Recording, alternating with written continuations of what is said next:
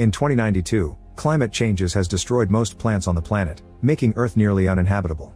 A corporation known as the UTS builds a new orbiting home for humanity that mimics the natural processes on Earth. However, only a few chosen ones are allowed to live there, and even less than that can become citizens.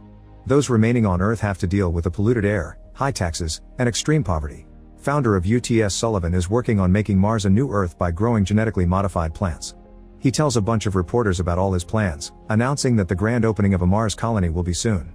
One of the reporters calls him out because projects so far have only helped the elite and left thousands of people back on Earth, not to mention all the debris flying faster than bullets in space. Workers known as space sweepers have to risk their lives to clean that up, selling the debris later as their only income. Sullivan admits his plans aren't perfect and agrees to have a talk with the reporter in private. On Earth, Tejo is desperate to find his daughter and tries to pay the authorities with the little rice he has left to let him see the latest body that arrived to the morgue. They're used to him doing this often and take him to the morgue, but once again it's a false alarm. The next day a huge piece of debris crashes with a satellite near the solar battery charging area. A group of space sweepers hurries to get hold of it with their ships, but they're suddenly interrupted by the arrival of a ship known as Victory. Android Bub stands on top of the ship and throws a harpoon with a rope that connects to the piece of debris. Then Victory takes off, causing the other sweepers to chase after them. Bub starts rolling the rope to bring in the debris as Tiger handles the ship's machinery so it can run fast and smoothly. When the other ships get close and try to steal the loot, Captain Jang uses Victory's arm to push them away without much trouble. Then pilot Tejo makes a risky move and flies Victory around the solar panels, flying through tight spaces to escape without a chance of being followed. This causes them to almost crash against the residential area, but Tejo moves the ship just in time and they only break an antenna. Afterward they enter the factory, which is a waste management satellite. Tejo sells all the materials they've gathered, but the pay is poor, and on top of that they must pay for the antenna and the corresponding taxes. In the end, the team is left in debt. Tejo reacts badly and the clerk threatens him with a knife to calm him down. On TV, the news show a missing sign for an android called Dorothy, who was stolen from UTS 2 days ago by extremists known as Black Foxes. The girl looks innocent, but she's actually a weapon, so if civilians see her, they should call security instead of approaching her. However, Tejo doesn't pay much attention and leaves. That evening, the tension is high among the Victory crew because of their debt situation. An argument ensues and it soon becomes an actual fight that leaves the humans unconscious. Bubs puts away her money in a box, revealing she's the only one that has been keeping proper savings. Her dream is to get a better body with synthetic skin. Later the crew goes out to work on the debris they picked up, which turns out to be a broken ship in a rather good condition considering it came from an area full of nanobots that eat metal up. Suddenly some lights activate inside the ship, so they open up the cargo box and watch a bunch of airbags float out. Hidden among them, they're shocked to see Dorothy. They take her into Victory and Tejo can't help thinking about his own daughter when he looks at her. At that moment the news show the missing ad again and the crew gets scared when they hear she's a weapon, quickly running for cover when she opens her mouth. However, she's just sneezing. Then the crew runs to hide in their rooms and decide how to proceed. Tejo comes out again to try to tie her up, but as soon as she moves he gets scared and hides behind some metal. At that moment he notices she has a bag, so he grabs it and takes it with him to his room to examine its contents. There's a phone with lots of missed calls for someone named Dr. Kang and some paperwork from UTS with the same name. The crew decides to fly toward one of the residential district for non-citizens. They leave the ship but Dorothy stays behind and when she's alone, she reveals a power that causes a dead plant to bloom. Meanwhile the crew goes to a bar and discusses what to do. Tiger tried calling the police and was left on waiting, but Tejo thinks they can make good money by selling Dorothy to the Black Foxes. An argument ensues and once they all reach an agreement, Tejo takes out a machine that distorts his voice and isn't traceable. He calls Dr. Kang and shows him a video of Dorothy, asking for $2 million in exchange for the girl. Kang immediately agrees to pay and they decide on a meeting spot. While the crew dresses up for the exchange, an alert rings in the computer, revealing the police are coming. They immediately take off the disguises and hide the girl, acting normal right before an officer comes aboard. The cop explains his station got a call from this ship and notices Tiger gesturing at someone behind a door. With a taser in hand, he enters the room to search for anything suspicious, but Dorothy sneaks around and always stays hidden. Tejo takes some of Bub's savings and puts in the cop's hand before the guy pushes him away. However, the cash is still in his fingers and Bub's recorded everything, so Jang threatens to report him until he leaves. Afterward Tejo and Tiger put on the costumes again and go to a club in the commercial district for the exchange. While Tiger keeps Dorothy safe in a bag, Tejo moves to meet with Kang, who surprises him from behind and checks for weapons before telling him to move. In a balcony nearby, some guards get ready to shoot. The duo meets with Tiger and Kang hands him a suitcase with the money, but when they open the bag they discover Dorothy is gone. The girl is wandering among the dancing crowd, who suddenly freezes when they notice a child. At that moment everyone's devices start showing Dorothy's missing ad and they step back in fear. The guards open fire and Tejo drags her out of the way just in time, But the shots destroy the DJ booth and chaos ensues as everyone runs away in panic. Kang keeps trying to reach Dorothy, but the running crowd pushes him along. As Taeho and Tiger keep looking for Kang, a guard notices them and fires right at them. However, Dorothy's power creates a shield that dissolves all the bullets. The guards still keep on shooting until there's not a single presence left in the room, thinking they've killed their objectives. However, the guys manage to sneak away with Dorothy and they're leaving in victory now. Since the ship has damage, they must stay in the factory. After scolding them for failing, Jang destroys Dorothy's phone because she thinks the guards used it to track them. She saved Kang's number so they can contact him with their own communicator. In the meantime, Sullivan is chatting with his scientist team about the nanobots on Mars that are trying to build plants and even an ocean. Someone brought him Dorothy's goggles from the club and he keeps staring at them as he scolds his team, saying they must find evidence that there's no hope on Earth. His veins gain a dark color as he wiggles in pain. Sometime later, Dorothy asks Taeho for scissors and uses them to cut off the tomatoes that have grown on the plant. Taeho is impressed and takes Dorothy with him to sell them to other sweepers, making some money but also bonding in the process. Afterward, it's Bub's turn to watch over Dorothy and they share makeup. While they chat, Bub's scan discovers a secret about Dorothy, but the girl changes the subject to ask about Taeho. Bubs explains Taeho was a child soldier, and for most of his life he knew nothing but violence. One day during a mission, his team killed a mother and he found a baby in the arms of the dead body. Instead of sending her to Earth like the rules said, he adopted her as his daughter. Soon he discovered that the explosion from the mission had left her deaf and he blamed himself, so from then on he wasn't capable of hurting people anymore. This caused UTS to fire him and they ended up in a poor neighborhood. One evening while Taeho was trying to make some money, his daughter wandered away. Suddenly some space debris crashed in the neighborhood, killing thousands of people and sending the others running in panic. In the chaos, Taeho couldn't find his daughter and watched in horror how part of the town flew away into space. Later the authorities explained they had about 3 years to find the body, after that there would be zero chance of recovery because the debris would be too far away. A search company could be hired to find her quickly, but he couldn't afford them. To this day Taeho is still looking for her, that's why he joined a sweeper crew. Bub's story is interrupted when some court agents find her with Dorothy. At that moment the ship's phones start ringing and Taeho tries rushing to it, but the agents stop him.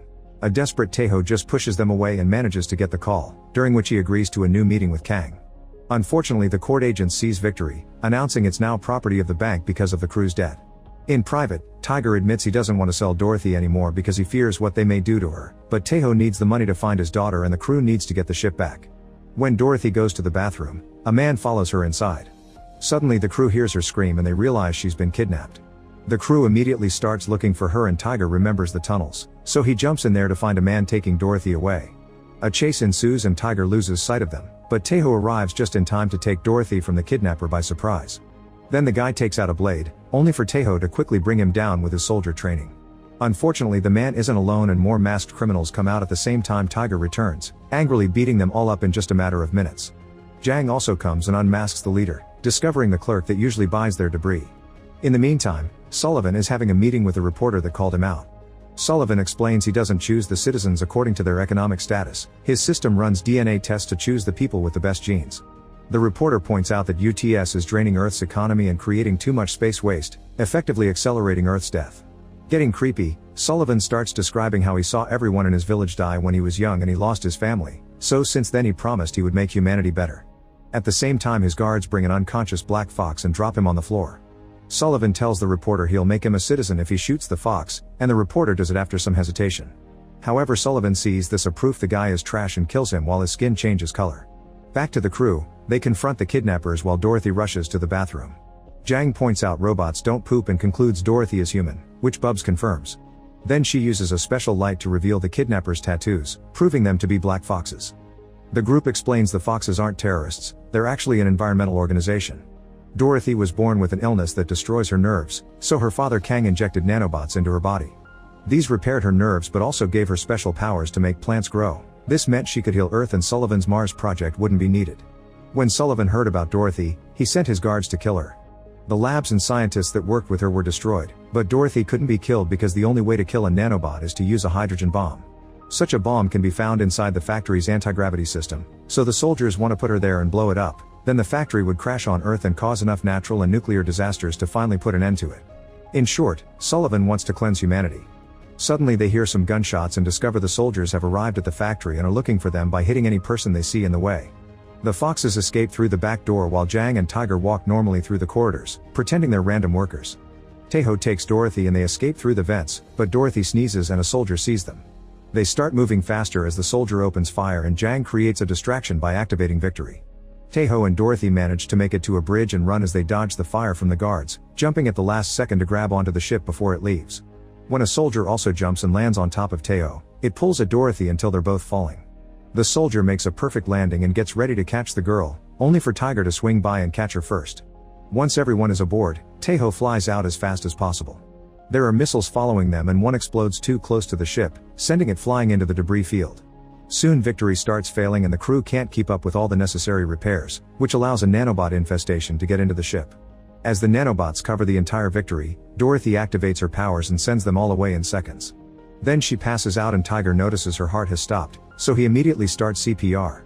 To his surprise, Dorothy farts and wakes up as if nothing happened. Soon Victory leaves the debris field and picks up the news, which announce the crew members are now wanted criminals. They've been classified as members of the Black Foxes and even blamed for the attack at the club and the factory. At the same time, Sullivan is going through a medical treatment while looking at the crew's files. Jang used to be an engineer for the UTS Genius program and invented some important devices, however she deserted at 19 to form an anti-UTS organization. She tried to assassinate Sullivan but failed, and her whole group died during the attempt. Tiger used to be a cartel leader on Earth who fled the planet to avoid capture since he was sentenced to death. If he's ever caught, he'll immediately be executed. Taeho was the inaugural commander of the Space Guard and the first soldier who Sullivan carried into the company in his own arms. Moments later, the Victory crew gets a message from the Foxes and they meet inside an old colony. Soon they come aboard and Dorothy runs to reunite with Kang while Jang notices something strange. This place is covered with EMP explosives, which then activate and shut down all the ship's systems plus Bubs. At that moment the soldiers enter Victory and start shooting down the Foxes before kidnapping Dorothy. Jang's crew tries to help her, but the soldiers quickly knock them down. The trio only gets arrested, but all the Foxes are killed including Kang. Sullivan arrives and puts a hand in Jang's mouth to extract a microchemical bomb that she almost used for self-destruction. He doesn't kill anyone because of their shared history and instead monologues about his plan. Then he drops a bunch of money as payment for Dorothy, mocking Taeho for grabbing it to find his daughter. Afterward Sullivan tells his people to put Dorothy in the factory and crash it on Earth. Then he appears as a hologram for all the UTS citizens and announces Mars is ready to be lived in. Back in Victory, Taeho is collecting his part of the money, but the others consider it dirty and don't want it. In fact they want to rescue Dorothy and ignore Taeho when he says they'll die trying. While Dorothy is tied to the hydrogen bomb, Taeho goes to the search company and pays them to find his daughter. While waiting he looks at her old things and finds some loving words she wrote for him even though during those days he was only a drunkard that ignored her. Realizing he's doing the same now, Taeho runs back to Victory and agrees to help rescue Dorothy. As Taeho flies as fast as he can, Jang takes out her old gun from her rebel days and stands outside the ship to open fire at the incoming soldiers. She can't keep up with everything, so Bubs comes out and starts swinging among the enemy ships, destroying them with her harpoon. Unfortunately the harpoon breaks and Bubs has to go back. Taeho asks Tiger to push the machinery to its limits and starts flying toward Earth, only to pull Victory back at the last second. The missiles following them aren't fast enough and burn down when crossing the atmosphere. There are still a few ships following them, but Victory goes fast and enters the factory just in time. The crew rushes inside the gravity chamber and rescues Dorothy. Jang checks on the bomb's programming and discovers the detonator is inside it, so it'll go off if she tries to hack it. They need to take Dorothy over 5,000 kilometers away so the shockwaves won't destroy her nanobots. Their discussion is interrupted by the arrival of a soldier, who quickly knocks Taeho and Jang out. Tiger tells Dorothy to run back to the ship while Bubs tries fighting the soldier, but she is easily defeated too. Then Tiger tackles the soldier into a corridor and locks the door behind him. Tiger tries his best to fight, but the soldier is too strong and easily beats him up. A desperate Tiger chooses to open the hatch, causing both of them to be sucked out by the pressure change. With his axe, Tiger defeats the soldier and climbs back into the chamber. The crew gets ready to leave only to hear there are attack drones coming. Jang opens communications with the other sweepers and explains Sullivan's plan, asking for help. Jang flies Victory out of the factory as fast as possible as Jang shoots as many drones as she can. When they make it outside, they discover all the factory workers and other sweepers waiting in their ships. By working together, the sweepers start bringing down dozens of drones at the same time with impressive aim, allowing Jang's crew to safely fly away to save Dorothy. Meanwhile the recording of Sullivan's monologue made by Victory is sent to the news and now all humanity knows the truth. A furious Sullivan leaves in his own ship and finds Victory, opening fire to stop them. Jang fires back as Taeho flies as fast as possible, but all the shaking causes some metal to fall and trap Jang under it. Suddenly Sullivan uses a mechanical arm to hit Victory, and Jang ends up floating away from the ship. Next Sullivan climbs on top of Victory and Bubs tries to stop him, only to get cut in two. A wounded Jang manages to hold onto the ship and reaches the booster system, activating it just in time to send Victory into a flying speed that throws Sullivan off. Unfortunately, the booster doesn't last long and Sullivan reaches Victory again, breaking it open with the mechanical arms. To his shock, he finds the bomb inside. It turns out the crew took the bomb with them when they left the factory and dropped Dorothy with the other sweepers before they fled away. This way they acted as bait for Sullivan and saved everyone at the same time, even if it cost their lives. The other sweepers watch with tears as the bomb goes off, killing Sullivan and destroying Victory. At that moment Dorothy activates her powers and controls the nanobots, which safely bring the biggest piece of Victory out of the explosion with the crew still alive inside. Sometime later UTS apologizes for the cover-up and promises to start working on restoring Earth. The sweepers are paid very well for their heroism, so their debt is gone and Bubs finally has the body she wanted. Tejo takes Dorothy to the search company and she connects to the nanobots in the debris area, which allow her to search for his daughter's DNA. A projection of her body appears and Tejo meets her in the astral plane to say goodbye. The crew adopts Dorothy and lives like a happy family as Earth becomes green again.